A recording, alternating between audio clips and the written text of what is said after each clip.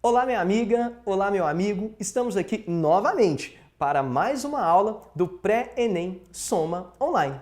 E na aula de hoje, daremos continuidade à matéria de clima, o grande conteúdo de clima, em sua parte 3, onde iremos falar de precipitações e também de massas de ar.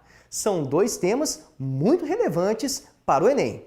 Vamos começar então com precipitações. Acompanhe comigo aí na tela. Precipitações. O que é uma precipitação? É o retorno da água da atmosfera para a superfície. Então, quando a água retorna da atmosfera para a superfície, o nome do fenômeno é precipitação. Só que a água pode retornar em diferentes estados, de diferentes formas. Acompanhe comigo então. Quais são os tipos? Primeiro, granizo. É o retorno da água da atmosfera para a superfície no estado sólido.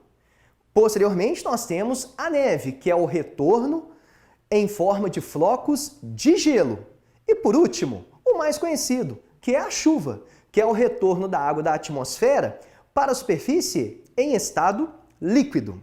Só que quando falamos de chuvas, nós temos que falar dos diferentes tipos de chuvas, porque isso é muito cobrado. E isso faz parte demais do nosso cotidiano.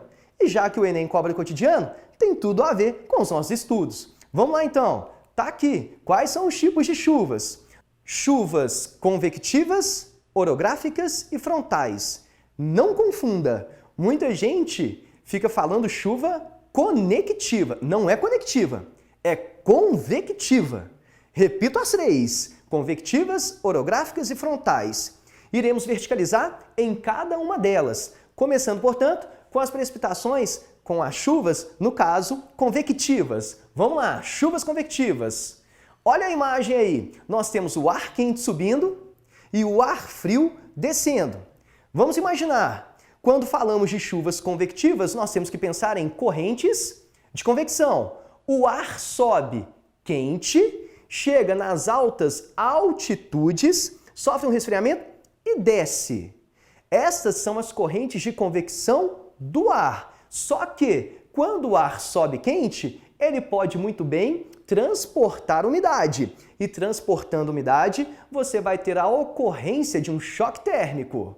Tendo choque térmico e condensação, teremos precipitação. No caso, qual o tipo de chuva? Chuva convectiva, aquela proveniente da convecção do ar. Vamos ver as características básicas desse tipo de chuva. Acompanhe comigo na tela.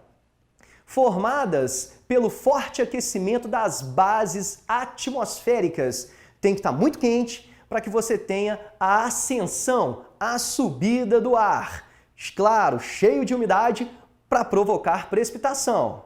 São precipitações, são chuvas comuns no verão. Por isso que são chamadas de chuvas de verão. São comuns no verão porque é uma estação mais quente, logo a superfície mais aquecida favorece a subida do ar quente. Se este estiver carregado de umidade, teremos precipitações. Dando sequência, são chuvas torrenciais. O que é uma chuva torrencial? É uma chuva bem forte. Normalmente ocorre em um curto período de tempo, mas é bem forte. Além disso, é muito comum nos finais de tarde na região da Amazônia. Pense comigo, fica muito tranquilo assim.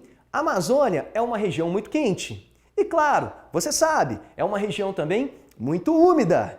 Região quente e úmida. Ao longo do dia nós temos uma forte evaporação. A umidade vai se acumulando.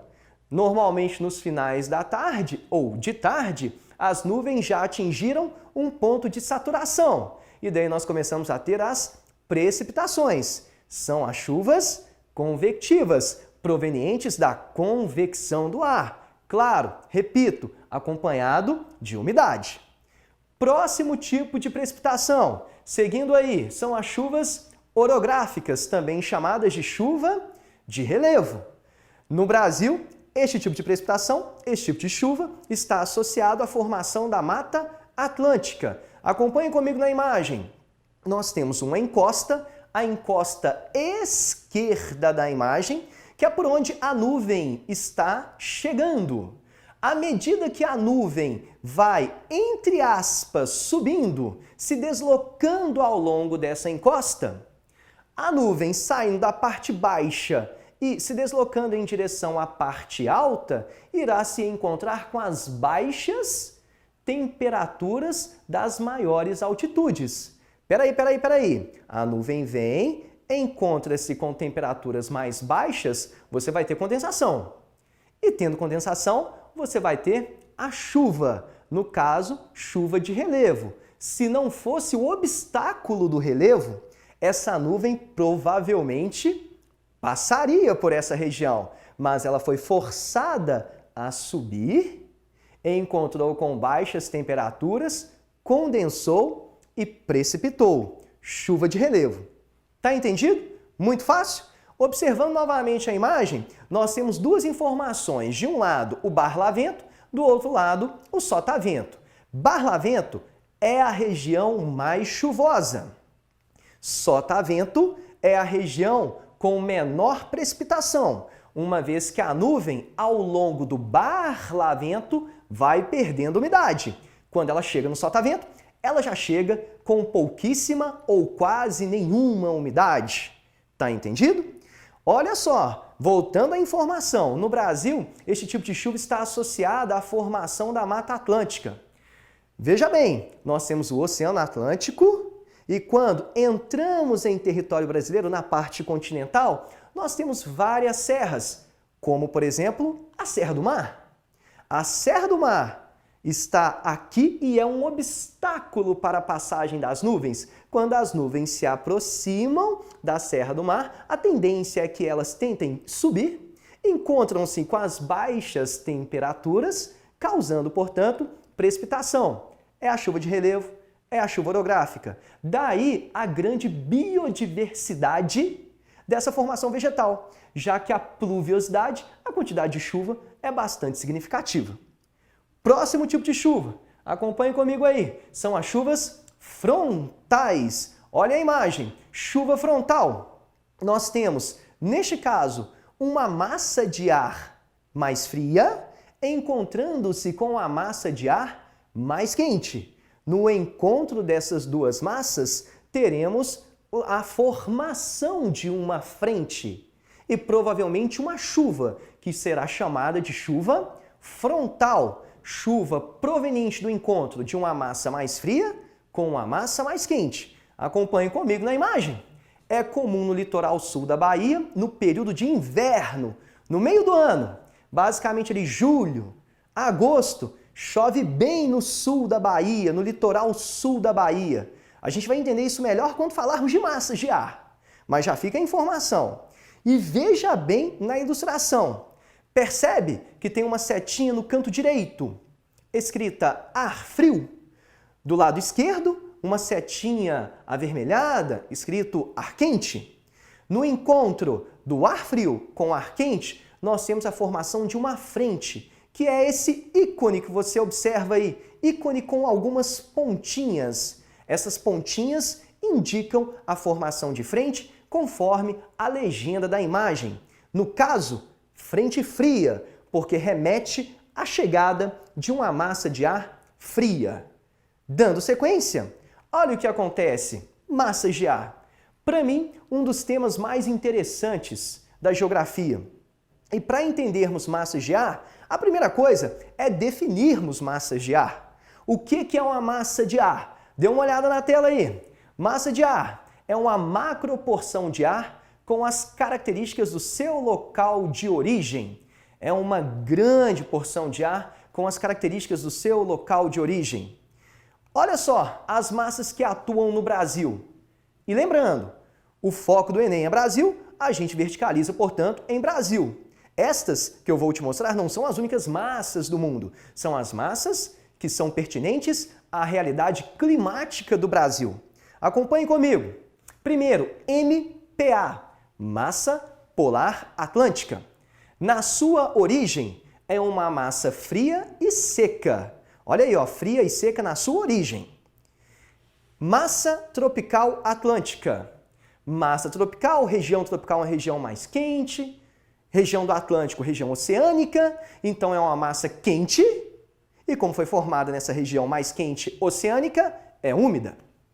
Massa equatorial atlântica.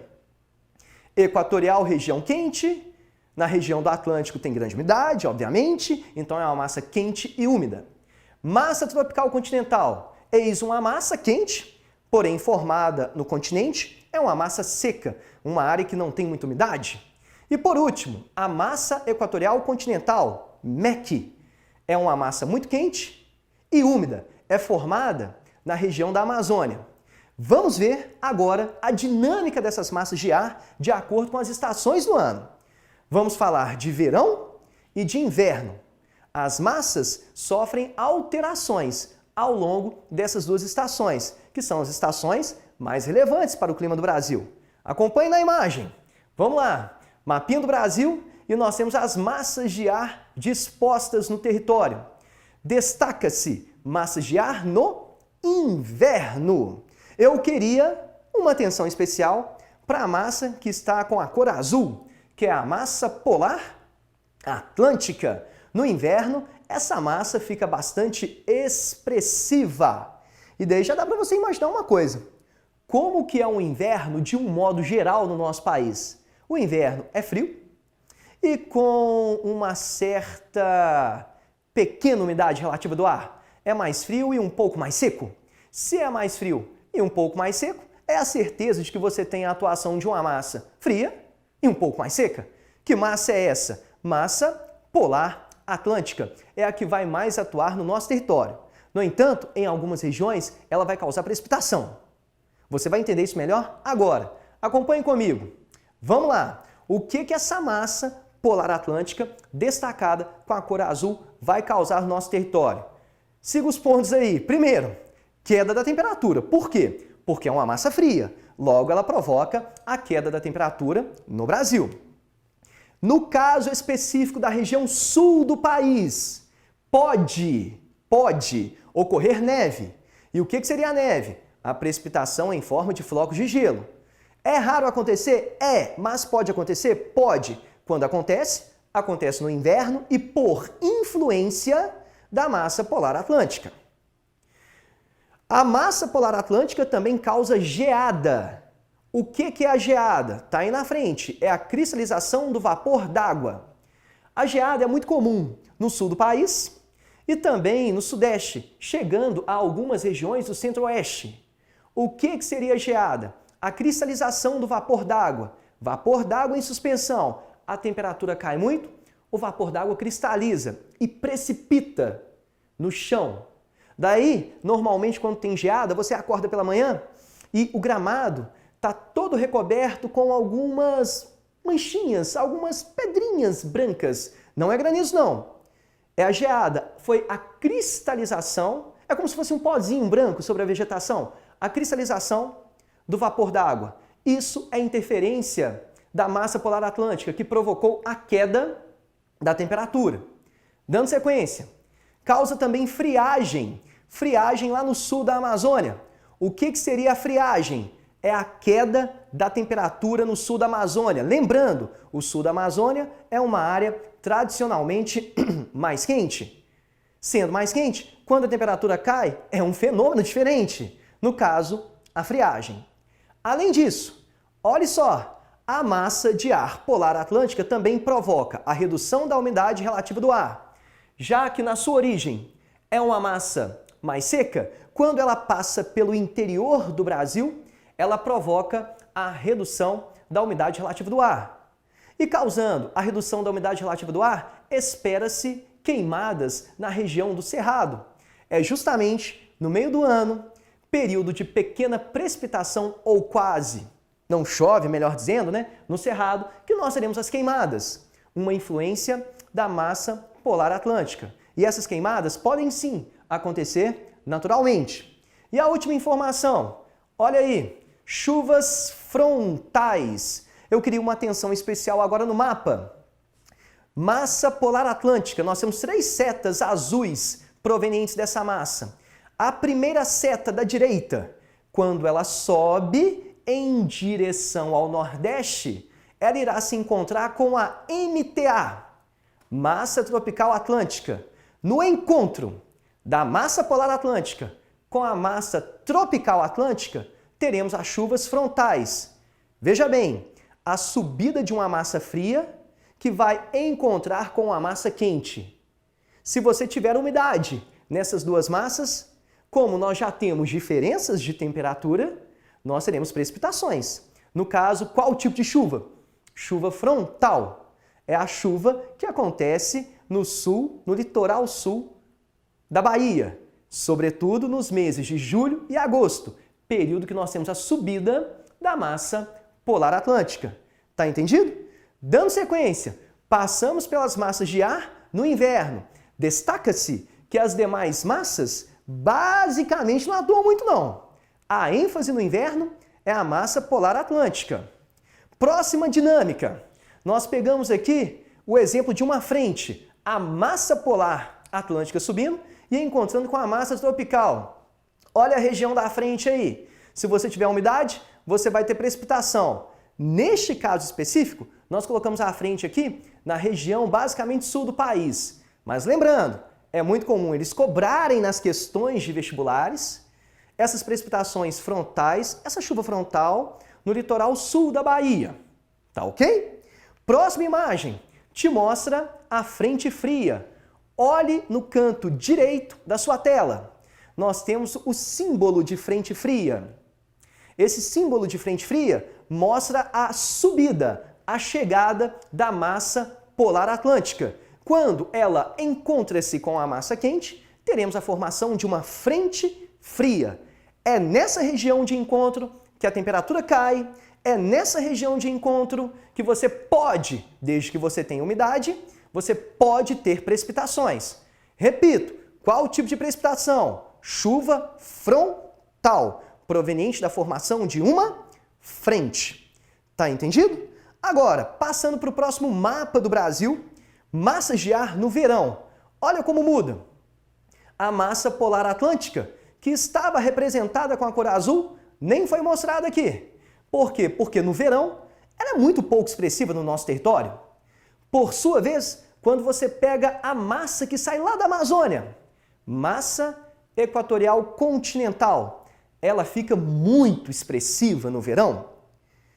E veja bem, como que é a massa equatorial continental? Quais são suas características? Ela é uma massa quente, região da Amazônia, e úmida, porque a Amazônia é bastante úmida.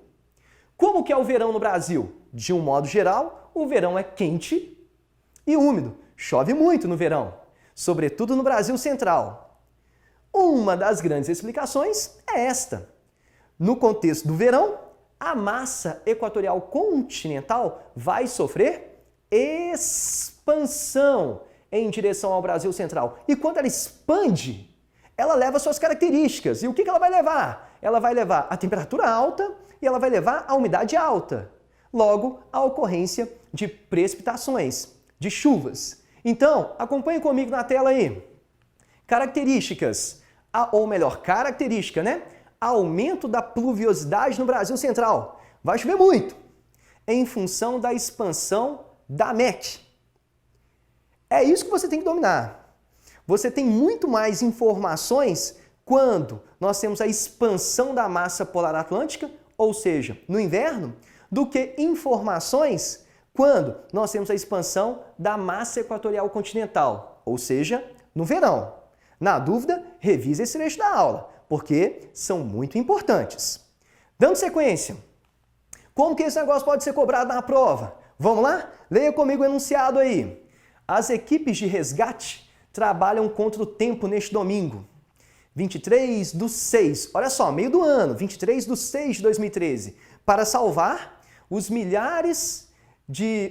milhares de pessoas que permanecem ilhadas no norte da Índia, devido aos deslizamentos de terra e às inundações provocadas pelas chuvas, que podem ter provocado 1000 mortes.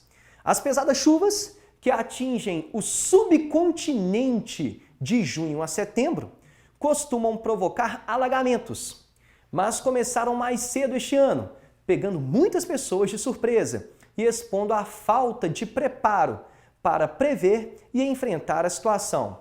Atente-se para a data, 23/6, é meio do ano e é Índia. Dando sequência, as chuvas torrenciais abordadas pelo texto estão associadas ao fenômeno climático denominado. Vamos lá, meio do ano, dia 23/6, Índia, portanto, continente asiático. Meio do ano, na Índia, hemisfério norte, é verão. No verão, você tem que saber, o continente está muito quente. Logo, o oceano está um pouco mais frio. E você já sabe que o vento se desloca da alta pressão, ou seja, da baixa temperatura, para a baixa pressão, ou seja, alta temperatura. Logo, os ventos estarão saindo do Oceano Índico para o continente asiático. Se os ventos saem do oceano para o continente, são as monções de verão. E as monções de verão arrastam a umidade. Daí a razão para as grandes precipitações. Voltando para as alternativas, né? E pegando um trecho do enunciado novamente, as chuvas torrenciais abordadas pelo texto estão associadas ao fenômeno climático denominado monções de verão. A questão não se relaciona com El Niño, que ainda estudaremos, nem com Laninha. El Niño é aquecimento superficial, anormal das águas do Pacífico. Laninha é o resfriamento. Monções de inverno. Não, as monções de inverno sopram do continente para o oceano e não provocam chuvas na Índia. Pelo contrário, dificultam a entrada de umidade. Aquecimento global. A questão não tem nada a ver com aquecimento global, não envolve este conteúdo. Então tá aí, assim fechamos mais uma aula sobre clima. Agora é com você, é fazer atividades sobre estes temas que são muito relevantes para as provas. E em caso de alguma dúvida, reveja nossas aulas. É isso aí, fica um abraço, tchau, tchau!